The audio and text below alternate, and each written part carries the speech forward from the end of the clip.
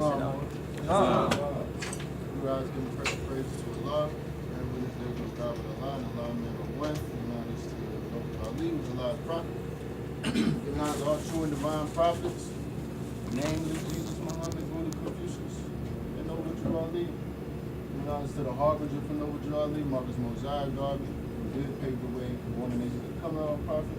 Honors to the American Trade Band, which is same as in our embassy, holding the count our entrance. Honors to the Moorish flag, which is the red flag, 5-pointed green star in the center, symbolizing the truth, justice, honors to the sheep, honors to the Moors, honors to all past and present leaders, and everything.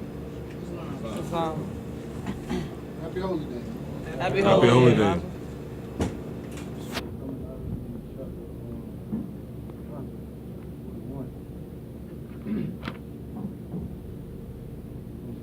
Every nature urges thee to unconsciousness. O man, therefore, guard thyself at all times against. When I read that instruction, key thing that I got is that nature has a particular influence over us. However, it's telling us to guard ourselves at all times against particular influences of nature, namely inconsciousness.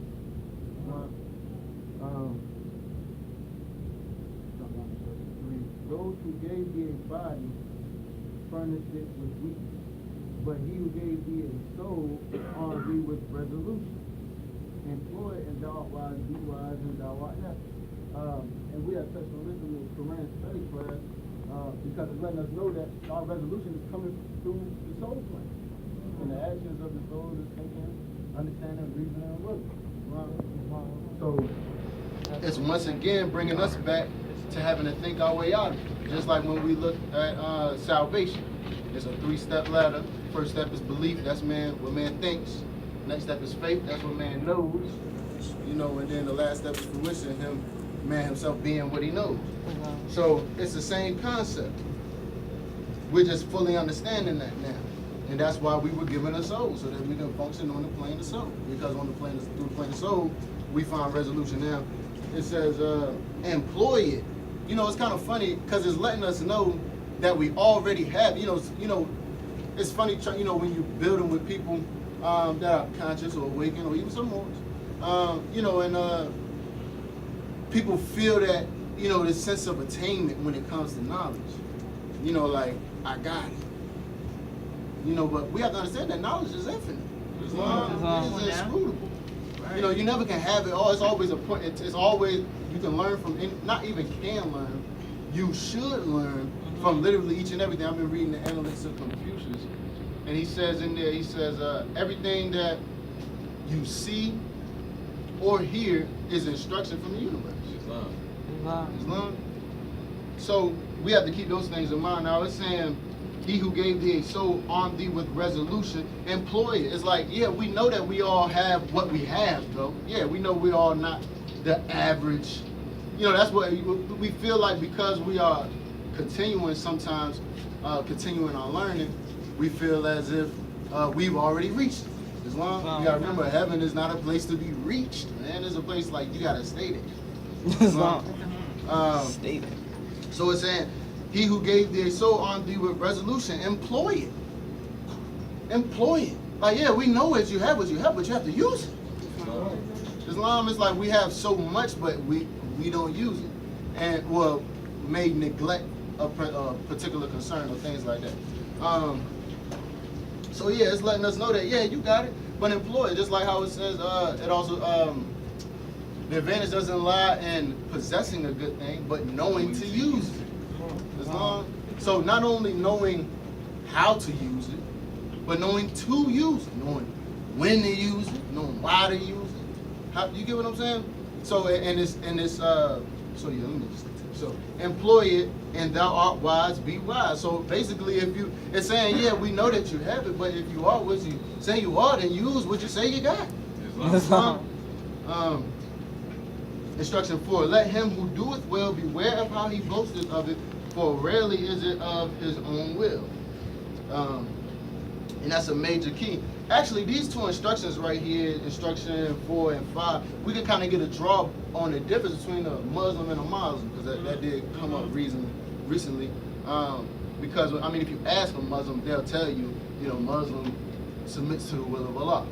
Islam, and us as Muslims, we are the will of Allah. Islam. But when you try to look it up, they say it's the same thing. It's just Muslim was used in the old time. But in the old time, we were keeping our will at one with Allah. Muslim is the modern day. Muslim is the term used to describe the modern day Islam from the East. Islam, so the followers of that. So they get stuck on that instruction number 4 right there. Let him who doeth well beware of how he boasteth of it, for rarely is it of his own will. So they're like, no, I gotta submit to the will of Allah because, you know, it wasn't just my will. Islam.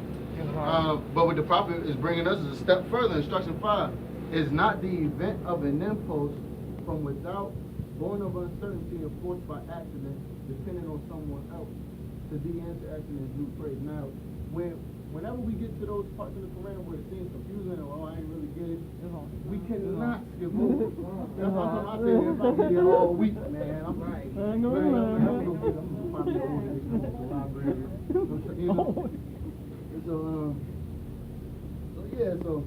it says it's not the event of an impulse. An impulse is a studying something. You know, basically you doing good. Because when it says, because we drawn off an instruction 4 before, let him who doeth well. So it's not the event of that doing well from outside of you. Because when it's saying from without, there's no, you know, it's saying isn't that from without, born of uncertainty. So it's like it's possible because basically when you do something, when they say you do it well, it's because you had such negative possibilities in there as well. So it's letting us know that, well, isn't those negative possibilities, isn't that born of uncertainty? That's basically what it's saying. And enforced by accident. So that is accident is that will of Allah that just came in tune and made everything exactly how it was supposed to be. And then it draws us to the point. To be enforced by accident, dependent on someone else. So the accident was still dependent on you, the object, to be in the situation. The Prophet literally gives us all types of metaphysical principles inside of this Holy Quran. So it says, to thee and to accident is due praise. That's how we know as Muslims, we are the will of Allah. And yes, we praise Allah, but we know we do praise as well. Just as Allah. Because when man honors man, he honors Allah. When man look in the face of man, he looks at Allah. So these things we have to understand, you know, so I'm just trying to draw a difference between a Muslim and a Muslim, because us as Muslims, we understand that it's not only Allah that's due to praise, it's us and Allah, because we are keeping our will at one with His will. We're not submitting to the will of Allah, we're trying to, oh, I got you back, Allah. You know what I'm saying? Type thing. Instruction 6, beware of irresolution in the intent of thy action. Beware of instability in the execution. So see, these things, but what it's letting us know, because remember our resolution is supposed to come from our thinking, understanding, reason, and will, from the soul. So beware of irresolution in the intent of thy action. You know, if someone, you know, if something happens to us, because, you know, life happens, people say, but it does, but at the same time, these are all just experiences for you to respond to. And if you just allow things to push you around, allow life to push you around, and you just, oh, the world would do, and that's what makes us go outwardly, and then we start trying to play the blame game on everybody else.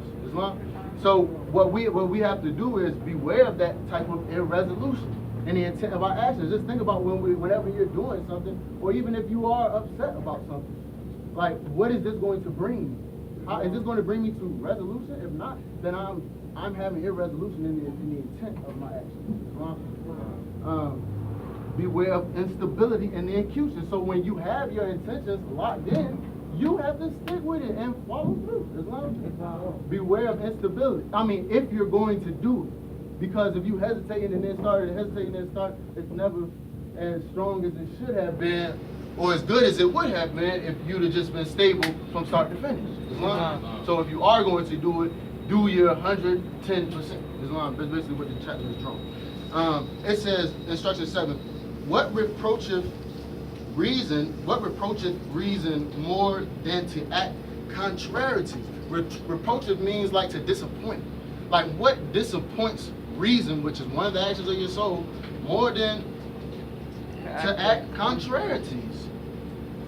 it's like you think about it and you have the proper reason, and then you still don't do what you just came out of the rostrum with. You just sat inside the chamber, meditating in your mind, and then came out with a thought, say, I'm going to do this, and then do the complete opposite, the contrary. Islam. And that's disappointment. Islam, that's disappointment to the soul. Islam. What can suppress the tendencies of these but firmness of mind? So that's how we ensure that you don't end up acting to contrarieties. When you make up your mind, be firm with it. Islam. Unless you, now reflection is still the business of man. This is where it gets complicated, right? Because reflection is, and a wise man, God is talking. He might change his mind, because he might have been wrong the first time. But that's all through reasoning. So after reasoning, so you don't want to reproach or disappoint your reasoning. Once you have made up your, drawn an understanding from your reasoning, then you need to will it into action and don't will anything contrary to such. Instruction 8, getting constant feeling that he changes, but he knows not why. He seeth that he escaped from himself, but he perceiveth not how. It's kind of funny because I didn't get this for a long time, but then it kind of jumped out to me. It's simple because, like I detailed in the Quran class, it's like if you are being constant, then as you're changing, you know why these changes are happening. But you're like, yeah, I've been doing that, Well, if you working out, you're like, yeah, man, I'm doing, what I'm saying? But if you just, every once in a while, work out, go to work, and the next time you see, you're like, oh, yeah, you didn't even realize what was going on because you were not constant with it. Even though you did do it, it's not about getting it done, it's about how you're doing it. Islam, we have to be stable. We have to be constant. We have to be, bring resolution. Islam, these type of things that so yes. See it or not, be thou incapable of change in what is right, and men will rely upon thee. So as long as you are constant, that's basically what it's saying, capable of changing what is right. If you are constant in what is right, then men will rely upon thee. See, we have to be reliable. As Moors, we are supposed to be the most reliable people in society. Wow. People know they down in the dumps and don't know where to go, and everybody turn their back like, man, I'm going out here, these brothers going to have something for me. And we have to be a nation. When we're talking about a nation owes a duty to herself.